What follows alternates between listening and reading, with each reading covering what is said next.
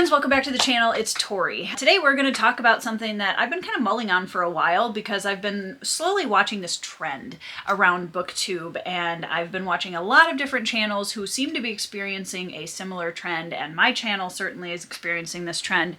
And I'm really curious to hear you guys talk about this in the comments and share your thoughts on why it's happening and what specific things you like to get out of this specific type of content. And what I'm talking about is book reviews. Booktube is about books. That's the whole reason it exists. It is the subset of YouTube where a whole bunch of people all over the world get together and talk about their favorite books in a variety of every genre you can possibly imagine.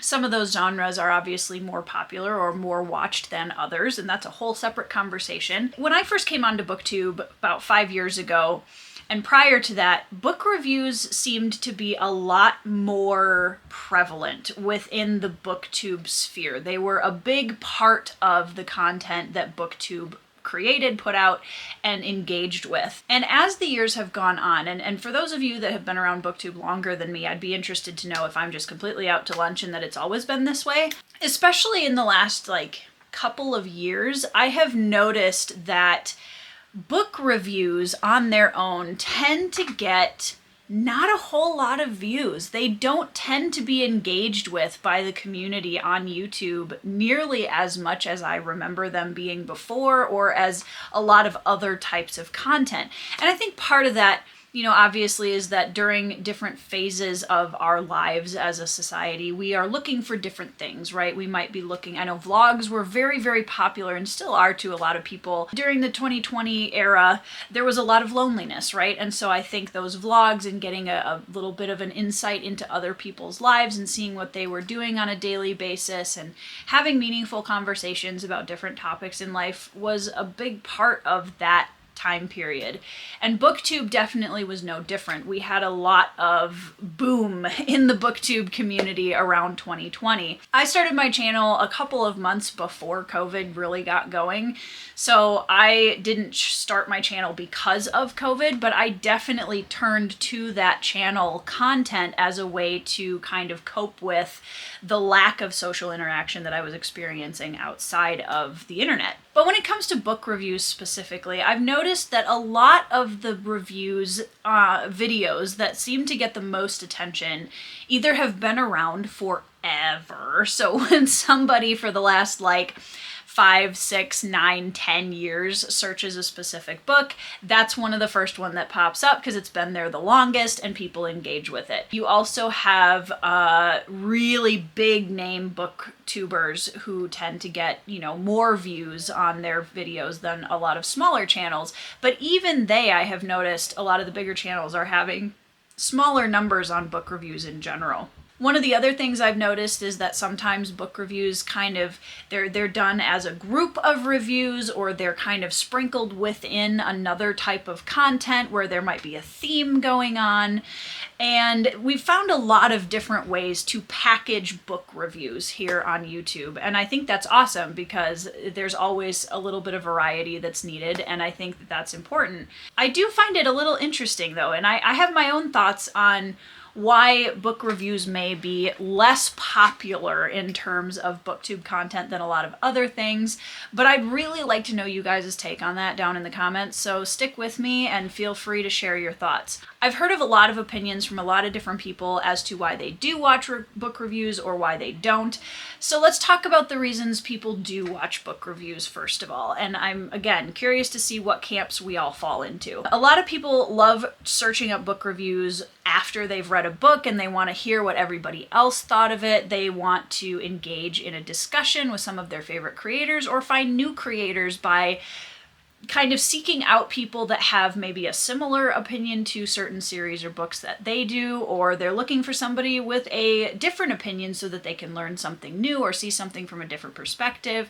I know a lot of people watch book reviews because they want to kind of get an idea, what am I in for? Do I really want to read this book? How do I feel about it? Is it going to be a good fit for me? Some people don't care about spoilers, and that's one of the main points I think of this conversation that we're having right now is that spoilers, I think, could be a major part of this discussion. And this is, again, curious to hear what you guys think.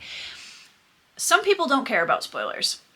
There's a huge spectrum of people who have really, really strict guidelines for, I don't even want to hear what's on the back of the book. Like, I don't even want to know the title of the book. Don't tell me who wrote it, because that's a spoiler. We have that extreme. And on the other end of the spectrum, we have people who literally don't care. They're like, I'll read it anyways. I don't care if you tell me the whole thing. I don't care about knowing the plot twist at the end. In fact, I'm going to open that book and read the last few pages to see if I like where it ends up, and then I'm going to decide if I'm going to read the rest of it, right? There's a huge spectrum there, and I know that by describing both of those two extremes, I made a lot of people cringe in the audience right now. Sorry. But I find it really interesting that there's such a broad spectrum, as there is with anything else, of how people feel about how much about a book they want to know prior to reading it. And again, that goes into the book review conversation, because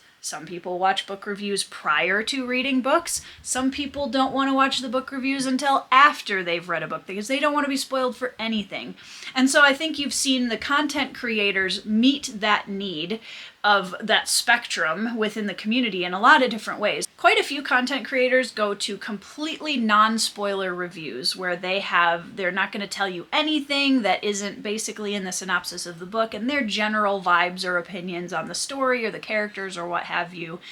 And then you have a lot of people that do really big, in-depth deep dives into every possible thing that happens to the story and the characters. It's so cool to me that people can literally spend hours talking about one book. That's so cool. So I'm very curious, because it seems like, just in general, I don't know if book reviews are something that the community as a whole just isn't as interested in anymore. Like, we'd rather just see the lifestyle vlog or see the wrap up and get the really quick, easy version of the book review instead of sitting down for a dedicated video review.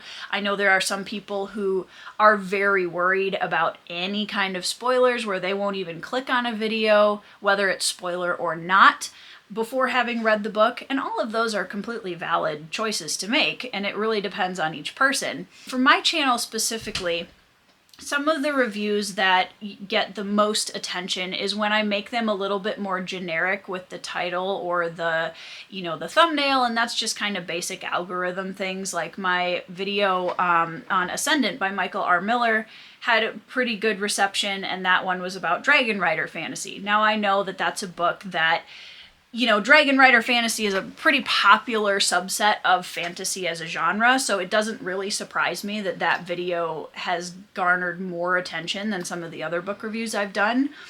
Another thing that I've noticed is that people tend to gravitate toward hyperbolic language when it comes to books, like the best historical fiction I've ever read, or the worst. People love a good rant review. We'll get to rant reviews in a minute. It's really interesting to me to see that on my own channel, to see that on my friends' channels, to see that on booktubers that I follow, where you'll be looking at the views of certain videos and all of a sudden there's this sharp dip.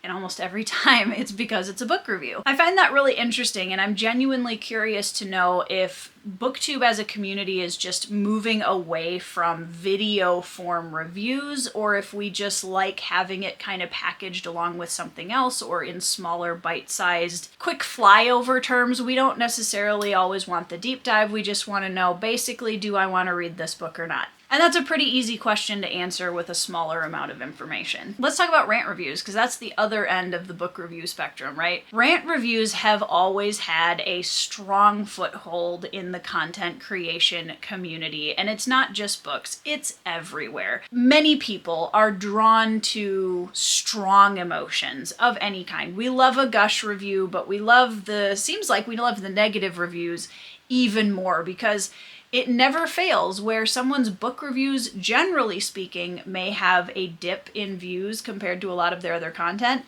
Rant reviews still, for the most part, perform pretty well. Don't get me wrong, I think there are a lot of really well done quote-unquote rant reviews on YouTube where people are able to get really fired up about something they didn't like about a book or a series, and that's fine.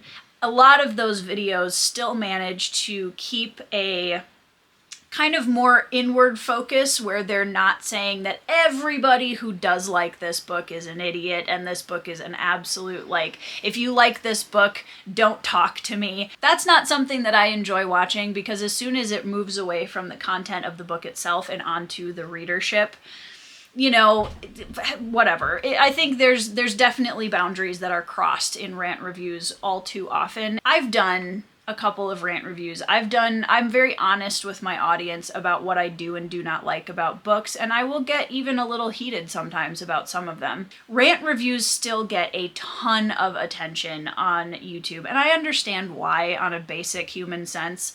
It's something that does bother me a little bit though, because when I see people putting a lot of effort and time into something they loved, or just giving an in-depth review of a book that they read, and it gets very little attention compared to somebody just going off on a book. It's just interesting to me to notice the difference and to recognize that we as people are drawn, unfortunately, a lot of the times to strong negative emotions, even more than we are drawn to strong positive emotions.